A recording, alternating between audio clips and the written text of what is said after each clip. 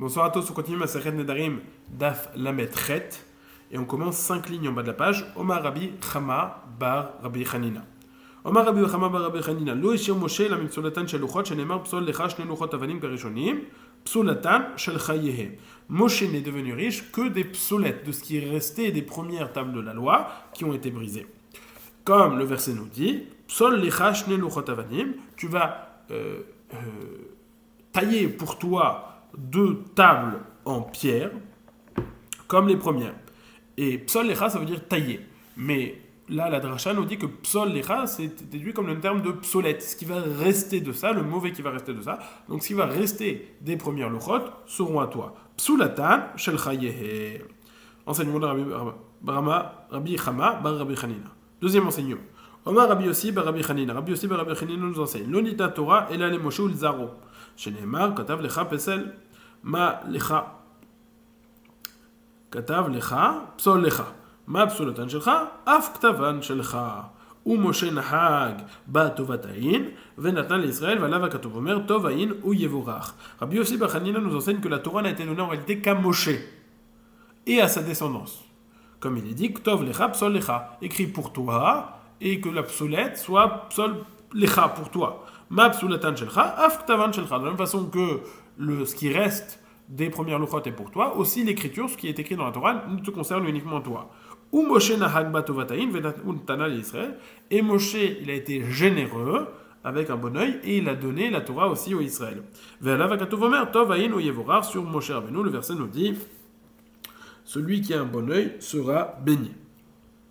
Mais Tivra Frisda objecte, Votitiva Hashem Maït el Lamed etrem, Moshe nous dit, et moi Hashem m'a ordonné en ce moment de vous enseigner la Torah. Alors, il a l'obligation d'enseigner la Torah, comment peux-tu dire que ça ne concernait uniquement lui? Réponse de l'Akmara, Otitiva Vani Lachem, il m'a ordonné à moi d'étudier la Torah, et moi je vous les ai enseignés de mon propre chef. Pourtant, il y a un autre verset qui nous dit, Rélimati etrem chukim meshpatim kasher tzivani Hashem Elohai. Voyez, je vous ai enseigné les chukim ou les meshpatim, comme Hashem et mon Dieu m'a ordonné. Donc il m'a ordonné de vous enseigner. Tu vois bien que la Torah a été donnée pour tout l'âme Israël. Réponse de l'Agmara, non. Oti tsiva vani lachem. Il m'a ordonné la Torah, moi. Quand on dit tzivani, il m'a ordonné, il m'a commandé. Ça me concernait uniquement moi. Et moi, de mon propre chef, j'ai décidé de vous la donner. Pourtant, le verset nous dit Va'ata kitvu lachem et ashirazot. Écrivez pour vous, il parle directement au Israël. Écrivez-vous pour vous cette shira. Ashira l'echoudé. Que lorsqu'on parle de la Shira, on comprend que à la base que ça fait référence à la Torah, on dit non, ça fait uniquement référence à ce chant et pas à toute la Torah. Ah, pourtant la suite du verset nous dit les mantiers li Ashira sot les aid, afin que cette Shira soit pour moi un témoignage. Et si c'est que cette Shira, c'est pas un témoignage, il faut que toute la Torah soit un témoignage. Réponse de l'Ead Bivnei Israël. Et là, Pilpula Be'alma. En réalité, la Torah a été donnée pour tout le Ham Israël. Qu'est-ce qui a été donné uniquement à Moshe? Pilpula Shel Torah. Que la compréhension profonde de la Torah, et ça n'a été donné qu'à Moshe, et il a décidé de la donner au Ham Israël gratuitement. Amar Rabbi Yochanan nous dit, En HaKadosh Baruch Hu mashre shrinato el al gibor ve'ashir ve'chacham ve'anav. HaKadosh Baruch Hu ne repose sa shechina uniquement sur quelqu'un qui est gibor, courageux, ashir, riche, ve'chacham, intelligent, ve'anav, et humble. Ve'chulan mi Moshe. Et tout cela, nous l'avons appris de Moshe, car Moshe était gibor, ashir, chacham, ve'anav. Gibor, d'où savons-nous qu'il était Gibor, courageux, guerrier, Dirti Vaifros et Taouel à la Mishkan.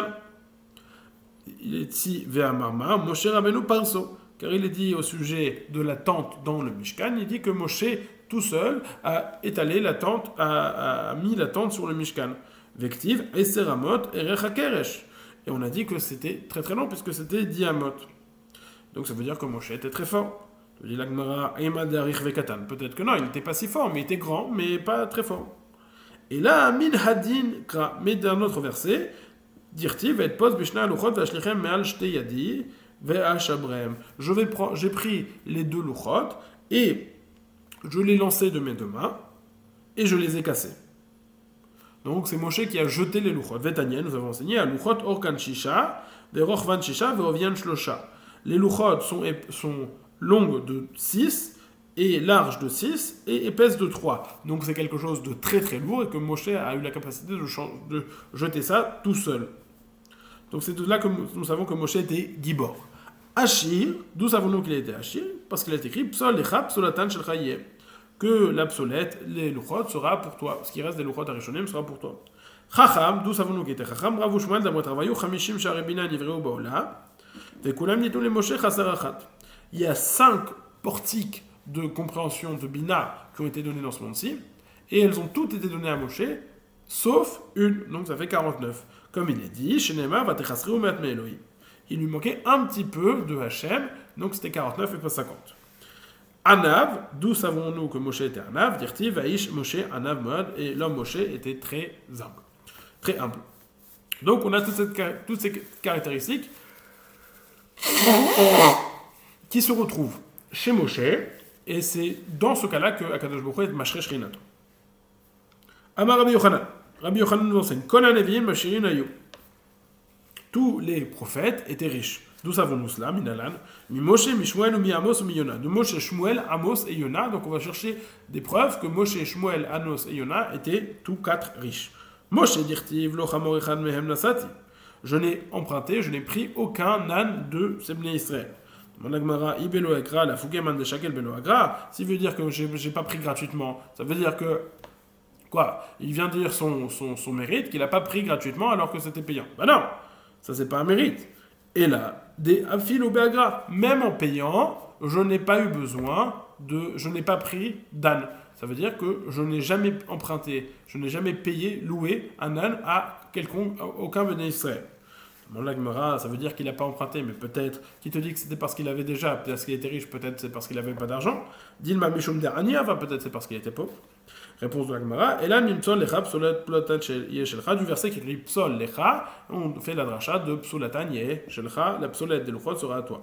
Shmuel, d'où savons-nous, ça c'est Moshe, d'où savons-nous que Shmuel est riche, car il est dit au sujet de Shmuel, il est Anubi neged Hashem ou neged Meshicho et Shor milakarti vechamor milakarti. Témoignez devant moi, devant Hashem et devant son Mashiach, ai-je pris le shor, le taureau de quelqu'un, ou l'âne de quelqu'un? Encore une fois, on a la même logique. Qu'est-ce qui vient se vanter? S'il vient dire que je n'ai pas pris gratuitement alors que c'était payant, ça c'est pas une loge qui le dit. I bechinam la fokeman de shakal bechinam. Et là, d'afilou besachar, même en payant, je n'ai pas pris. Demande la Gemara, toujours la même question. Dilma deraniave, peut-être qu'il n'a pas dû payer, il n'a jamais loué ni un taureau ni un âne parce que c'était payé, parce qu'il n'avait pas d'argent, pas parce qu'il était riche. On dit non. Et la mercha ou chuvato aramata kisham beto, c'est il rentrait à Ramata car là était sa maison. Qu'est-ce que ça vient nous enseigner que sa maison était là-bas? Vamarava, kol makom she'alach beto imo. À chaque endroit où il allait, sa maison était avec lui, ses ustensiles étaient avec lui. C'est ça son signe de richesse. Amarava. Avant de continuer sur Amos et Yoda, on fait une petite comparaison entre Shmuel et Moshe. Amarava, gadol ma shenemar be Shmuel, yoder mi shenemar be Moshe. C'est plus grand ce qui a été dit sur Shmuel que ce qui a été dit sur Moshe. De ilu be Moshe rabbeinu ktiv lo chamor echad mem nasati, de afilu besachar. ואילו גבי שמואל אפילו ברצון לא שכרו. דכתיב ויאמרו לו השקתנו ולא רצותנו. Car au sujet de Moshe, il est écrit que même en payant, il n'a pas loué. Tandis qu'au sujet de Shmuel, même si eux ils voulaient, même s'ils étaient prêts à lui passer, il n'était pas d'accord, il n'a pas pris. Amos, nous savons qu'Amos dirti vayan Amos vayomar el Matzia, lo navi anochi, velo ben navi anochi, ki boker anochi, ou volem shkamim. Je ne suis pas. Et Amos a répondu, il a répondu à Matzia, je ne suis pas un prophète ni fils d'un prophète, car je suis boker ani, ou volem shkamim. C'est quoi boker ani ou volem shkamim? Kedem karem Rav Yosef, are marigite ana, ou shkamin li beshif l'État. Ce qui veut dire.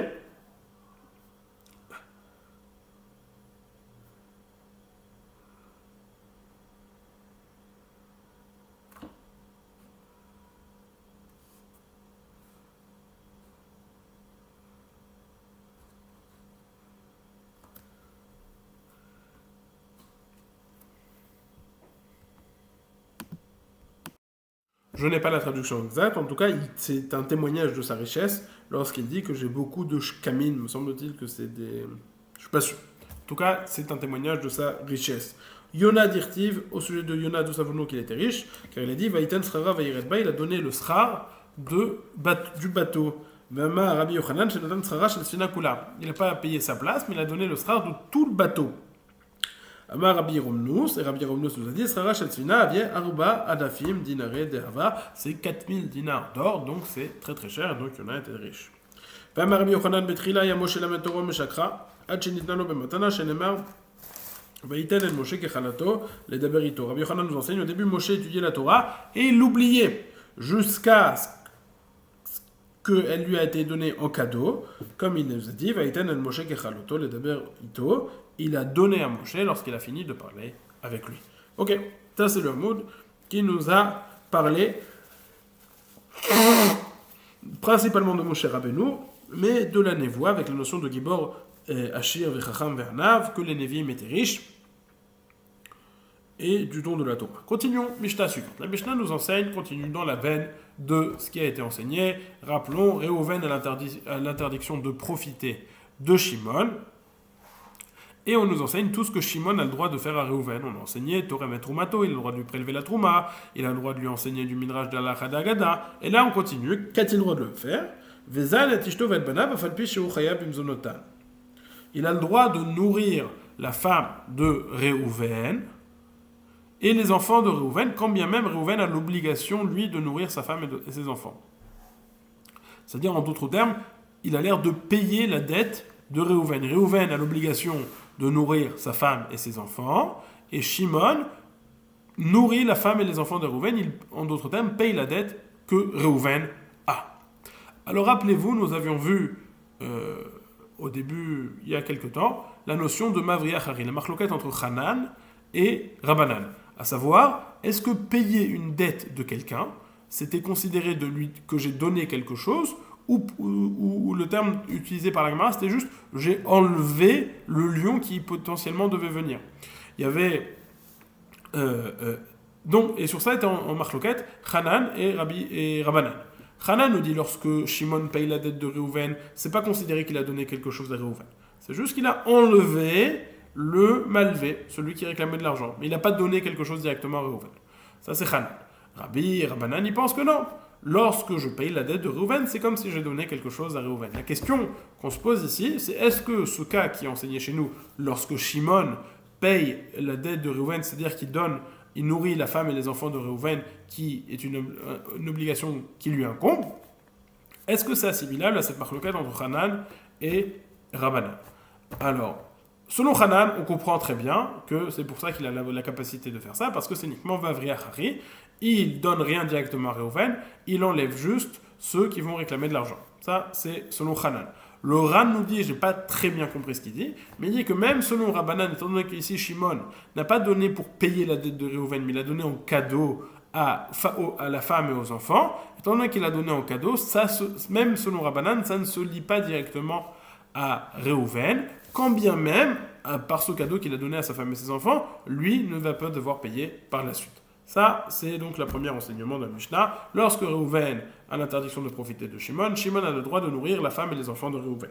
Deuxième cas, Velo yazun et behemto ben tmea ben teora.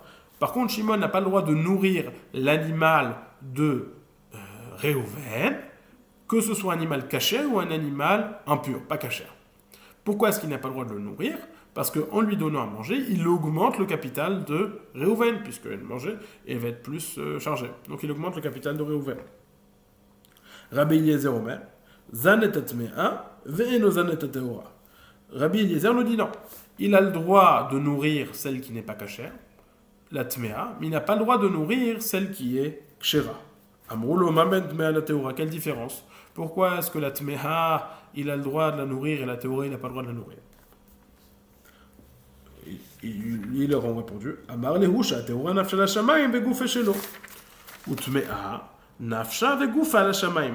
La tehora, il a le droit de la manger.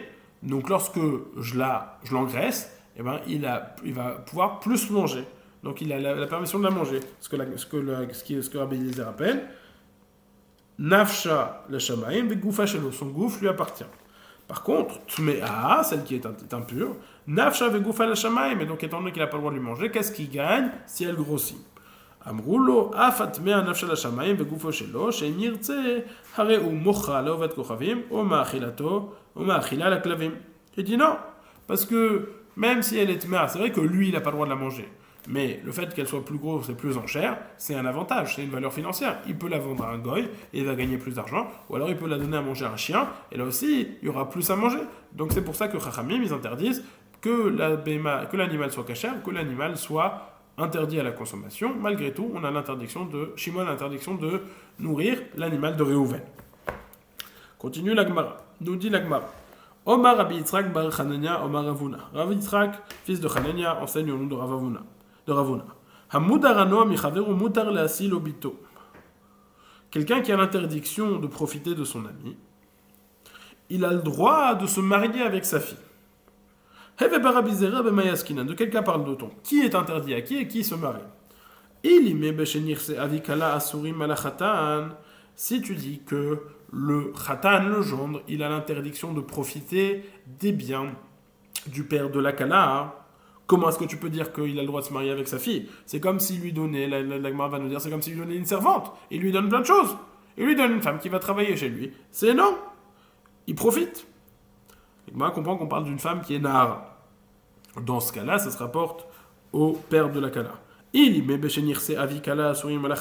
tu me dis que c'est les biens du père de la kala qui sont interdits sur le khatan, c'est-à-dire que le khatan n'a pas le droit de profiter, en lui donnant sa fille, il lui donne une servante pour le servir. Et la benirse khatan asurin à la vikala. C'est lorsque le khatan, le père de la kala a l'interdiction de profiter du khatan. Et lorsque le khatan se marie avec sa fille, du coup, c'est le khatan qui va devoir la nourrir et pas le papa. Est-ce que ça, c'est considéré donner une ana au papa? Est-ce que le papa, il profite du gendre, du fait que le gendre, ça incombe le gendre maintenant de nourrir sa fille et plus lui? Et la Gemara, ça c'est évident, on a même dit plus grand, sans mariage, même s'il nourrit la fille, de la mise au amour. On a dit plus grand, même s'il n'est pas marié, il a le droit de la nourrir. Alors, à plus forte raison, s'il se marie, où le père n'a l'obligation, où le père n'a plus d'obligation de la nourrir, que c'est permis. On parle du cas, de quel cas Rabbi Yitzhak bar Hanina au nom de Ravuna nous parle, lorsque les biens du papa sont interdits sur le khatan. Donc, le khatan n'a pas le droit de profiter. Uvevito bogeret, umidarata. Mais avant, on avait dit, si lui n'a pas le droit de profiter, lorsqu'il lui donne sa fille, il lui donne, entre guillemets, des biens du papa. Il dit non, parce qu'on parle que la fille est bogeret, et plus âgée, et umidarata, et elle fait les choses avec son propre da'at. Elle n'est pas soumise à son père. Du fait qu'elle n'est pas soumise à son père, c'est pas considéré que le gendre, il profite du père, mais il profite de la fille. Tanya Namiyachi, nous avons enseigné aussi comme cela. Amudarana michavero asur leasil obito, aval mesio bito bogeret umidaata. Quelqu'un qui a l'interdiction de profiter de son ami, Shimon a l'interdiction de profiter de Réhouven, il n'a pas le droit de se marier avec la fille de Réhouven. Mais il peut se marier avec la fille de Réhouven si elle est bogeret et elle le fait de son propre chef. Amarabi Yaakov. Encore un dit. Amadir bno le Talmud Torah mutar le malot lo chavit shel maim ou la adlik lo etaner. Quelqu'un qui interdit son fils, qui s'interdit de profiter de son fils. Pourquoi est-ce qu'il s'interdit de profiter de son fils? Parce qu'il veut que son fils il étudie la Torah. Maintenant, il sait qu'il veut qu'il étudie la Torah, mais il va lui demander de faire plein de petites choses pour lui, plein de choses pour lui. Alors il dit maintenant, j'ai plus le droit de profiter de toi, reste et étudie la Torah. Malgré tout, nous dit la Gemara, il y a des petites mélachot que le fils a toujours le droit de faire pour le papa, parce que le papa, il a pensé aux grosses choses, mais pas aux petites choses lorsqu'il a créé ce neder. Madir beno le Talmud Torah, quelqu'un qui fait un neder de s'interdire de profiter de son fils pour le Talmud Torah, mutar le manot lo chavit shel maim ou le adlik lo etaner, le fils a le droit de lui remplir une cruche d'eau et de lui allumer une bougie. Rabbi Yitzhak Omer, l'Itzlot lo dakatan, il a même le droit de lui faire griller un petit poisson, parce que c'est des petites mélachot que le père n'a pas interdit.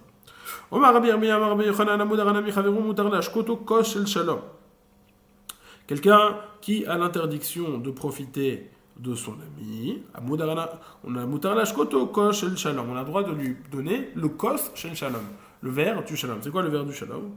Maïnihu. Achatargimu kos shel beit havel, bemarava amre kos shel bet amerchat. Lorsque Réhouven a l'interdiction de profiter de Shimon, Shimon a le droit de servir Réhouven et de lui tendre le kosh el shalom. Alors, kosh el shalom, c'est ou le verre qu'on boit dans la maison d'un endeuillé, ou alors le verre qu'on boit au Bet Amechas, Mishum Darke Shalom, c'est permis parce qu'encore une fois, c'est des petites choses. Il a le droit de servir un verre qui appartient à Réhouven, pas un verre qui appartient à Shimon. Un verre qui appartient à Réhouven, il a le droit de le servir et de lui poser devant, ça pose pas de problème, comme ce qu'on a enseigné plus haut. Velo Yazun, et Behemotav, Behemto, Ben Tmea, Ben Dehora. Nous avons enseigné que Rabbanan pense qu'il n'a pas le droit de nourrir son animal, que ça ne soit un animal caché ou un animal tamé. Tania, nous avons enseigné Yoshua Ish Uza Omer, Zan Avadav Veshifrotav Eknaanim, Velo Yazun et Behemto, Ben Tmea, Ben Tehora. Yoshua Ish Uza nous dit il a le droit de nourrir ses serviteurs et ses servantes Aknaanim, ses goyim. Pourquoi est-ce qu'il a le droit de les nourrir? Parce que personne ne profite de ça, ça ne les fait pas mieux travailler. Et ça ne les fait pas prendre de la valeur. Lorsqu'on parle ici de Mezonot Yiterim, lorsqu'il est surnourri. Mais le Yazun el Bento Ben Tmea Ben Tehora, par contre, il ne pourra pas nourrir son animal, qu'il soit tamé ou qu'il soit tahor, parce que non là, il augmente la valeur de l'animal. Maïdama, Avadav, pourquoi est-ce que c'est permis de nourrir les Avadim? Avadav, Veshifrotav, Knaanim, les Mencheruta Avdin, Behema, les Pitoum Avida. Les servantes et les serviteurs, les Mencheruta Avdin, c'est que pour le tashmish, c'est que pour travailler dans la maison, et donc ça n'augmente pas leur valeur. Tandis que les animaux, les Pitoum Avda, pour les goinfrer, pour les faire grossir, pour les gaver, et donc de ce fait, lorsqu'on est qu'ils les gavent, ils rajoutent de la valeur. Voilà, bonne journée, bonne soirée. On a fini le DAF, la maîtrette, on a fait la Mishnah qui nous parle encore des cas qui sont permis de faire, quand bien même Réhouven aurait l'interdiction de profiter de Shimon. On a vu deux cas particulièrement. Le deuxième était une Marloquet Rabbanan et Rabbi Eliezer. Premier cas, on a le droit de nourrir la femme et les enfants de Réhouven. Deuxièmement, on a le droit de nourrir, on n'a pas le droit de nourrir l'animal de Réhouven, qu'il soit tamé ou qu'il soit kasher. Rabbi Eliezer pense que le tamé c'est permis et le kasher c'est pas permis. Bonne journée.